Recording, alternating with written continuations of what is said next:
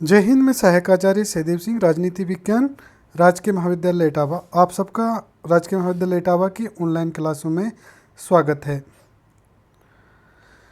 कल हम मौलिक अधिकारों की श्रृंखला में हमने कल स्वतंत्रता के अधिकार को पढ़ा था, जिसमें हमने पढ़ा था आर्टिकल 19 में हमने पढ़ा था अभिव्यक्ति की स्वतंत्रता।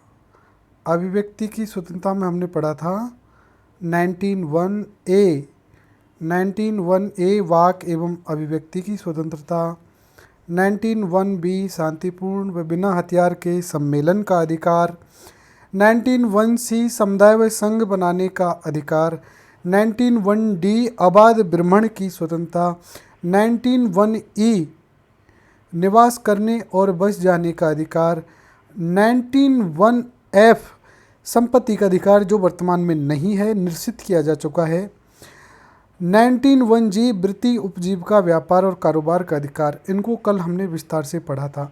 आज हम पढ़ेंगे आर्टिकल 20 एंड 21। 20 है अपराधों के लिए दोष सिद्धि के संबंध में संरक्षण, और 21 है प्राण व दैहिक स्वतंत्रता का अधिकार। तो आइए अपराधों के लिए दोष सिद्धि के संबंध में संरक्षण से समझते हैं। ये भी 3 खंडों में बटा हुआ है। आर्टिकल 20 और 20 का क्लॉज 1 क्या कहता है कि किसी व्यक्ति को उस समय विद्यमान विधि के उल्लंघन के आधार पर ही दंडित किया जाएगा और दंड की मात्रा अपराध से ज़्यादा नहीं होगी जो उस दौरान विधि में उल्लिखित है। इसे कहते हैं भूतलक्षी दांडिक विधियों से संरक्षण। भूतलक्षी दांडिक विधियों से संरक्षण कहने का अभिप्राय है जैसे कि संसद ने कोई विधि बनाई 2018 में, और उससे पहले किसी भी वर्ष में, जैसे 2005 में कोई वाद आया, कोई विवाद हुआ, कोई कार्य हुआ, उसमें लागू कर दिया, तो ये एक तरह से भूतलक्षी प्रावधान हुआ। तो ये भूतलक्षी प्रावधान दांडिक विधियों में लागू नहीं है, यानी ऐसी कोई दांडिक विधि संसद नहीं बना सकती कि जो कह सकते हैं कि हम 2018 में विधि बनाई है और 2005 को कोई वाद है या कोई कार्य है उसमें उसको लागू कर दिया। यानी राज्य अपराध से संबंधित विधियों को भूतलक्षी प्रभाव वाला नहीं बना सकता।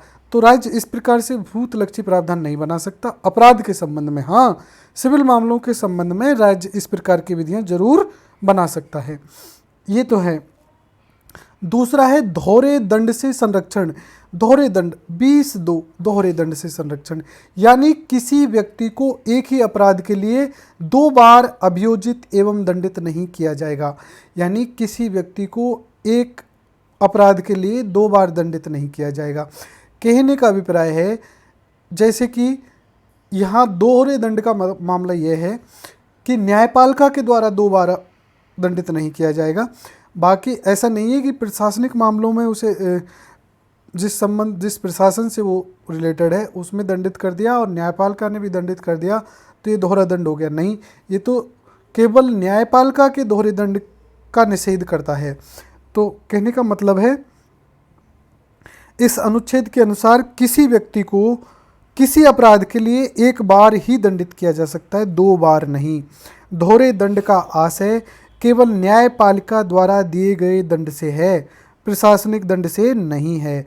अतः किसी व्यक्ति को न्यायिक और प्रशासनिक दोनों दंड दिया जाए तो यह दोहरे दंड का उदाहरण नहीं होगा, अपितु एक ही अपराध के लिए 1 बार से अधिक न्यायिक दंड नहीं दिया जाएगा।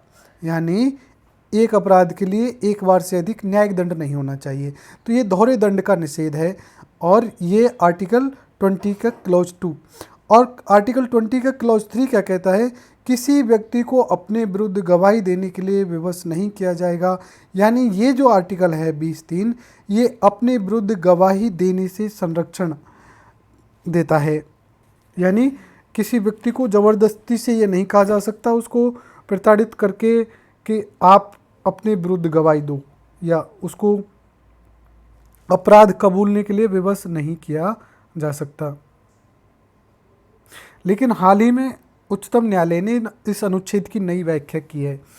अब किसी भी व्यक्ति को अपराध को यानी किसी भी व्यक्ति के अपराध को परीक्षण हेतु narco, polygraph, brain mapping, fingerprint जैसे विभागों को अपनाने हेतु बाध्य नहीं किया जाएगा, क्योंकि इन विधियों में व्यक्ति स्वयं पर नियंत्रण नहीं रख सकता, जिसे जबरदस्ती गवाही दिलवाना माना जाएगा।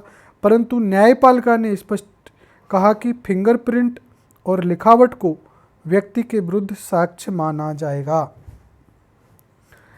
अब हम देखते हैं, ये हुए आर्टिकल अपराध के संबंध में दोष सिद्धि से संरक्षण। इसको 3 खंड हैं और तीनों खंडों में पहला तो करता है भूतलक्षी दांडिक विधियों से संरक्षण, दूसरा करता है दोहरे दंड से संरक्षण और तीसरा अपने विरुद्ध गवाही से संरक्षण की बात करता है।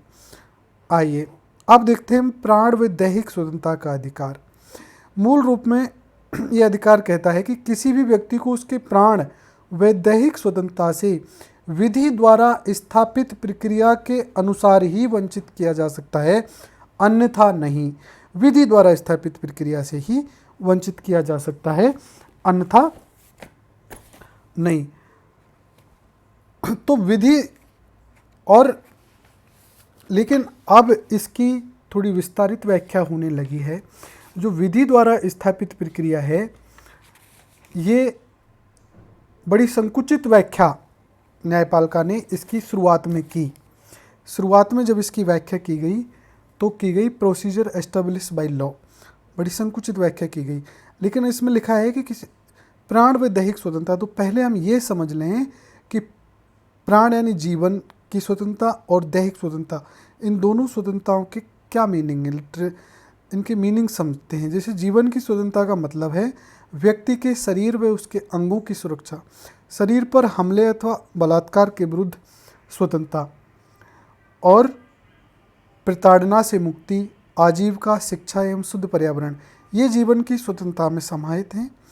और दैहिक स्वतंत्रता का मतलब है मनमानी हिरासत में रखने के विरुद्ध स्वतंत्रता, निजता व निजी जीवन में क्या पहनना है, कहाँ टट्टू लगवाना है, कहाँ नहीं लगवाना है, फटेला जीन्स पहनना है कि नहीं पहनना है, किससे शादी करनी है और किसके साथ लेना है, लिविंग इन रिलेशन में रहना है, कैसे रहना है, ये दैहिक स्वतंत्रता में आता है।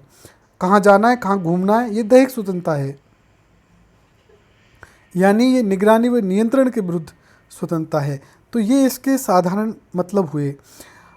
अब हम समझते हैं कि इसकी व्याख्या संविधान में जब ये केस हुए तो इसकी कैसे की गई थी।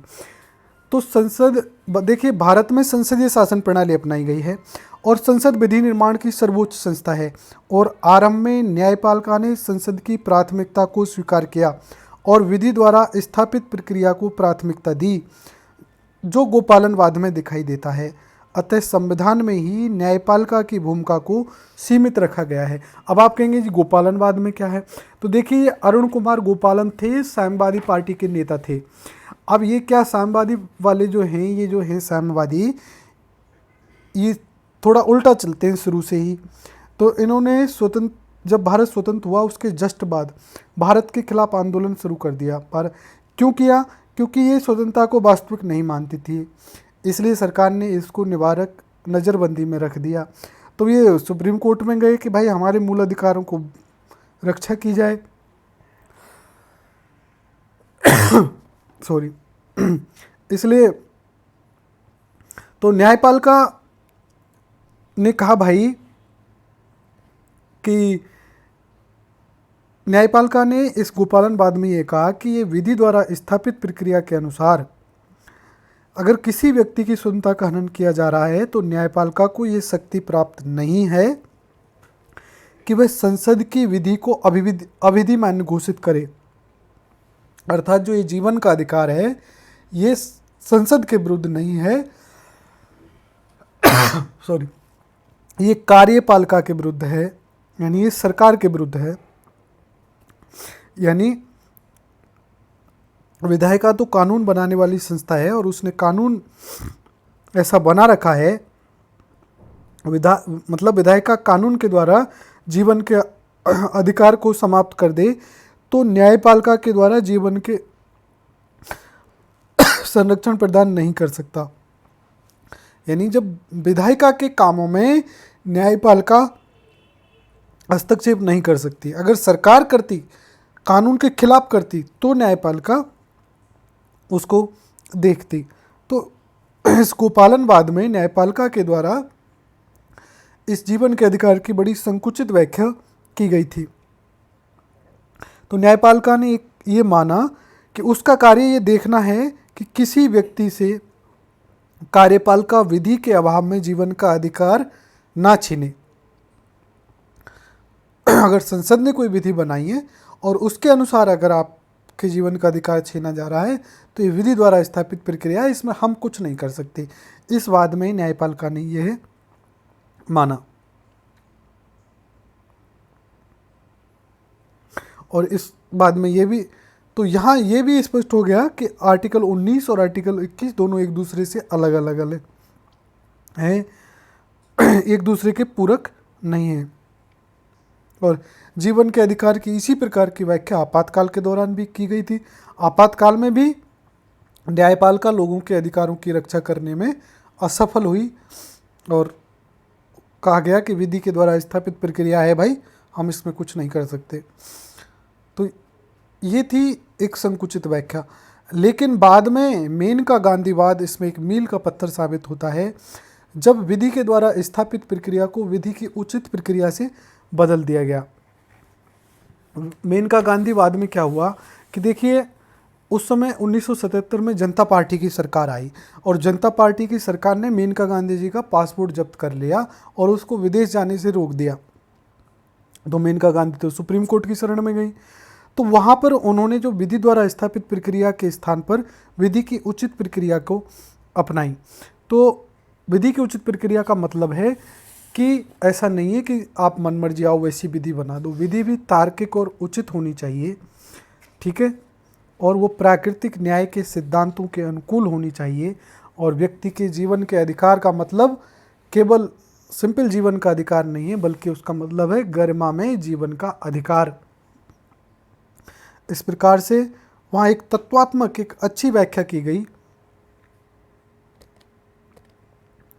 तो मेनका गांधीवाद में प्राकृतिक न्याय के सिद्धांत का प्रतिपादन किया गया और संसद के द्वारा निर्मित विधि तथा निर्धारित प्रक्रिया में भी प्राकृतिक न्याय के सिद्धांतों का पालन होना चाहिए, ये न्यायपालिका ने कहा। जिसका अभिप्राय है कि न्यायपालिका ने विधि द्वारा स्थापित प्रक्रिया को परिवर्तित करके विधि की उचित प्रक्रिया का प्रयोग किया। न्यायपालिका ने तर्क दिया कि संसद को विधि के निर्माण का अधिकार है, परंतु प्रक्रिया उचित और सम्यक होनी चाहिए। न्यायपालिका के द्वारा इसी सिद्धांत के कारण न्यायिक सक्रियता का विकास भी हो गया और उसके बाद तो जीवन के अधिकार की गतिशीलता और इस जीवन के अधिकार की विस्तृत व्याख्या की जाने लगी। अब जीवन के अधिकार में शिक्षा का अधिकार, आजीविका का अधिकार, यौन उत्पीड़न के विरुद्ध अधिकार, प्रदूषण मुक्त पर्यावरण का अधिकार, स्वेच्छाचारी हिरासत में लेने एवं बंदी बनाए जाने के विरुद्ध अधिकार, विदेश जाने का अधिकार, निजता का अधिकार, ये सब शामिल हो चुके हैं। तो ये थे जीवन के अधिकार की और व्याख्या। ओके, धन्यवाद।